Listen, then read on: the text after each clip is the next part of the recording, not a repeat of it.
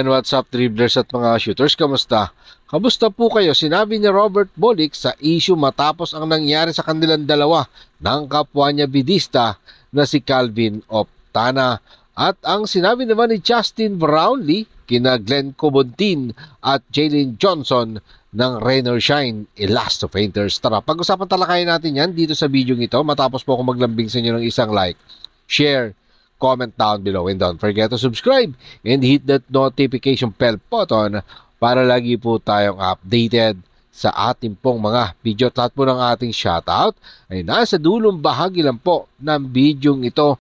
Nagkaroon nga ng konting tensyon sa naging bakbakan ng magkapatid na koponan na NLEX Road Warriors at ng Tong and Text Tropang 5G matapos hindi nga sinasadyang tamaan ng tuhod ni Robert Bolick si Calvin Optana. Sa mukha po tinamaan si Calvin Optana dyan nang isalpak ni Robert Bolick ang isang dagger 4-pointers sa huling segundo ng nasabing bakbakan. Pero sa nasabing sequence, tinawagan naman agad ng playground foul si Robert Bolick. Isa na rin po yan sa nagpahinto sa kanilang comeback. Sinabi nga ni Robert Bolick na akala niya magpapaul si Calvin Optana. Kaya daw gumalaw siya ng ganong klaseng galawan. Narito po ang mga naging pahayag ni Robert Bolick sa ulat ng fast break. Akala ko kasi papaulin niya ako. Kaya gumalaw ako ng ganon.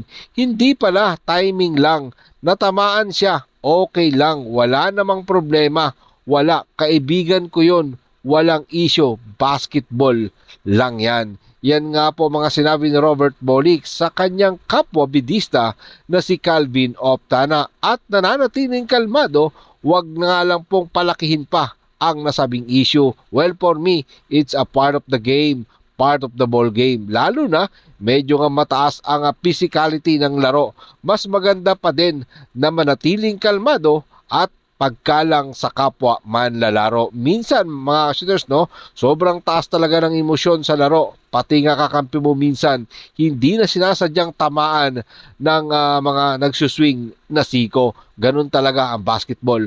Parte po yan ng basketball. Pero siyempre kailangan mong depensahan yung bola sa iyong pamamaraan. Yan ang sinabi ni Robert Bolick sa kanya nga po interview. At eto naman, kinilala ni Barangay Ginebra San Miguel Import Justin Brownlee ang mahirap na sitwasyon sa mga mainit na laban sa bawat sandali ng PBA. Lalo na nga sobrang pisikala ng laro at hindi nga pwedeng hindi mag-react kapag meron ng nasaktan at nagkakasakitan na tulad nga po ng nangyari kina Glenn Cobontin at Jalen Johnson. Sinabi nga po ni Justin Brownlee na mahirap na hindi ka mag-react sa ginawa ni Glenn Cobontin at sinabi nga din ni Justin Brownlee na ang PBA ay isang physical game.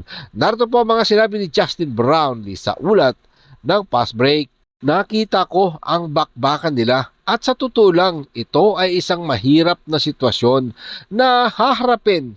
Sa nakita ko lang, parang unang sumuntok si Glenn Cobontin at sa puntong iyan, bilang isang lalaki, mahirap na hindi ka mag-react dyan. Ang PBA definitely ay isang physical league pero may mga bagay na hindi katanggap-tanggap. Yan nga po ang sinabi ni Barangay Ginebra San Miguel Resident Import at Gilas Pilipinas Naturalized Player Justin Noypi Brownlee.